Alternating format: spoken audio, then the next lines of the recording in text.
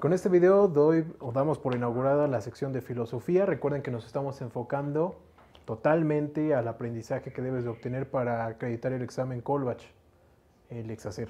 De acuerdo, nos vamos a basar en este libro, Introducción a la Historia de la Filosofía, por Ramón Xirau. Creo que así se pronuncia.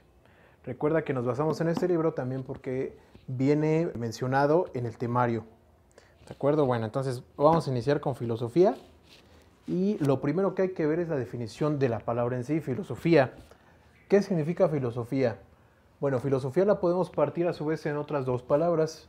Filo, hasta aquí, que significa amor, y sofía, que significa o se traduce como sabiduría. Bien, entonces filosofía es amor a la sabiduría, pero aún quedan ciertos matices, ¿no? ¿Qué es la filosofía?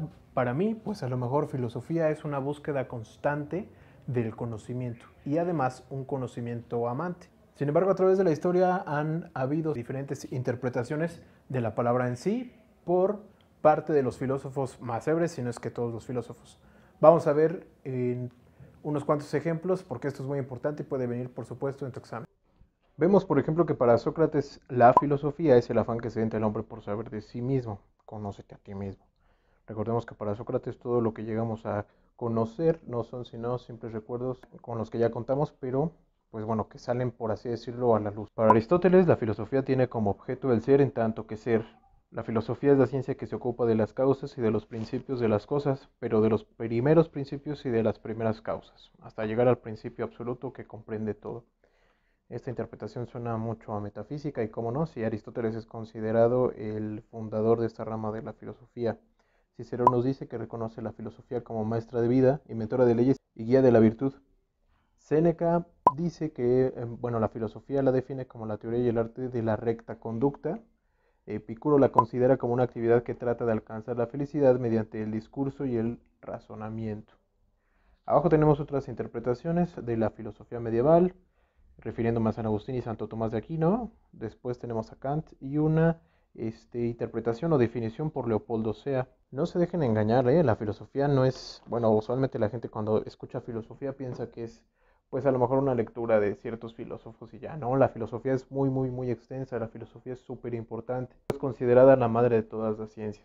Recuerden que la mayoría de los filósofos tenían además otros intereses, eran matemáticos, eran políticos, ya tenían a lo mejor interés astronómico. Todo esto es muy, muy importante, interesante sobre todo. Bien, ahora que hemos definido, o al menos tratado de definir, qué es la filosofía, vamos a enfocarnos al inciso A de tu temario o de la guía que dice función teórica en la historia. Básicamente eso es la filosofía a través de la historia. Entonces vamos a iniciar pues desde el principio, desde el origen de la filosofía. ¿Cómo surge? ¿En dónde surge? ¿Cuándo surge? Para hablar del origen de la filosofía siempre es necesario hablar de un proceso. Este proceso lo conocemos como el paso del mito al logos. Vamos a ver las diferencias que hay entre estas dos palabras. Por mito, ¿qué entendemos? Pues bueno, entendemos un conjunto de narraciones orales y escritas que tratan de justificar el universo, el cómo del universo, el porqué de las cosas. Pero estas explicaciones usualmente recurren a deidades o a seres fantásticos. Por logos entendemos que la palabra pues es a lo mejor todo lo contrario al mito. ¿Qué quiere decir logos? Bueno, es una palabra ambigua. Tiene diferentes significados, se traduce como palabra, discurso de la verdad, razonamiento. Entonces, por definición, esa es la diferencia entre una palabra y la otra. Ahora, a través de la historia, ¿qué ha sucedido con la filosofía? Bueno, sabemos que surge en Grecia, más o menos entre el siglo VI y VII antes de la era común. Pero ¿qué pasa antes de ese siglo o de este proceso, ¿no? Del paso del mito al logos? Lo que sucede es que se vive en una época prefilosófica que pues bueno se basa principalmente su pensamiento conforme a los mitos. Entonces decimos que los mitos son esa serie de narraciones fantásticas que tratan de explicar algún origen. Estas explicaciones tratan de explicar, como decíamos, pues el origen del universo y a lo mejor el entorno social y natural del hombre. ¿Estos mitos de dónde vienen? Pues bueno, de autores como Hesíodo y su famoso libro La Teogonía. O también otro autor famoso pues es Homero.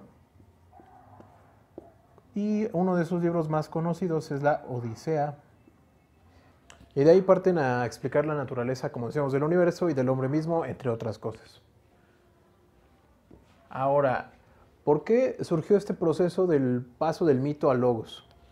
Bueno, pues ya decíamos que más o menos entre el siglo VI y VII de la Era Común surgen las siguientes características.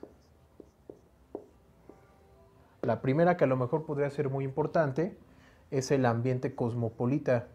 ¿Qué quiere decir esto? Pues que bueno, a lo mejor tenían contacto ciudadanos de ciertas regiones con ciudadanos de otras regiones. Entonces se daban cuenta que tenían diferentes ideas, a lo mejor diferentes mitos, y seguramente pensaban cosas como, bueno, él tiene como religión esta cosa o estas cosas, y recordemos que para los ciudadanos de Grecia en esta época, pues todo esto era su religión, ¿no? Los dioses que adoraban, pues a lo mejor eran Zeus, y de ahí los que desencadenan de Zeus, ¿no? Sus hijos y demás. Entonces ellos quizá pensaron algo así como, si ellos traen unos mitos, o bueno, traen unas historias, o traen diferentes pensamientos, o ellos están mal, o quizá nosotros, quizá a lo mejor esto ya no es tan fiable. Una de esas dos cosas tiene que ser verdad, o quizá ninguna de las dos lo son, ¿no? Seguramente pensaron eso gracias al ambiente cosmopolita. Este ambiente también ayudó a que existiera una tolerancia religiosa. No había ningún problema si tú creías en Zeus o no. No, nadie te perseguía, vaya, ¿no? Por tener ese tipo de creencias. También lo que ayudó seguramente fue el tipo de comercio. Recordemos que en esos tiempos, pues lo que se hacía era generalmente vender. Todos eran vendedores, las ganancias eran buenas, todos vendían sus productos y pues esto hacía que sobraba mucho tiempo de su día a día. ¿Qué hacían con ese tiempo? Pues bueno, lo usaban para pensar. Entonces podemos decir que antes del siglo VII de la Era Común tenemos el pensamiento mítico y después de que pasamos por estas circunstancias surge pues esa época de filosofía pura. Estas son algunas características del pensamiento mítico y pues vamos a ver de este lado características del pensamiento filosófico. Ya decíamos que estos factores, seguramente hay otros, pero estos son los más importantes, contribuyeron a que a lo mejor la gente en esa época pues, se diera cuenta que sus narraciones fantásticas quizá no eran tan fiables. ¿Qué hacían? Pues a lo mejor dudar, ¿no? Dudar de las tradiciones que habían sustentado hasta ese momento. Logos, ya decíamos que se puede interpretar como un pensamiento razonado. Entonces ellos ya no se justificaban o ya no creían totalmente en estas narraciones fantásticas para justificar el origen del universo. Entonces, gracias a un pensamiento razonado, llegan a otras conclusiones. Y todo esto tiene que ver con los filósofos presocráticos. Precisamente se preguntan eso. ¿Cuál es el origen de las cosas o del universo? La búsqueda del arjé. ¿Qué es el arjé? Pues bueno, es esa sustancia o sustancias que explican el origen de las cosas o el gobierno de las mismas. ¿Qué sucede después de todo esto? Pues bueno, nacen los primeros filósofos, o bueno, igual ya existían, ¿no? Pero su pensamiento se revoluciona y recuerden que todo cae, según Aristóteles, sobre todo en el primer filósofo que es Tales de Mileto. Tal vez no tanto por sus respuestas, sino por el planteamiento de ciertas preguntas que pues tenían o requerían un grado de abstracción pues lejano a lo mejor a la época que se vivía. Vamos a analizar también en un siguiente video a los presocráticos o los filósofos de la naturaleza. Principalmente son 7, o se habla principalmente siempre de 7. Si quieres ver ese video, entonces suscríbete al canal para que estés al pendiente cuando se sube. Hasta la próxima.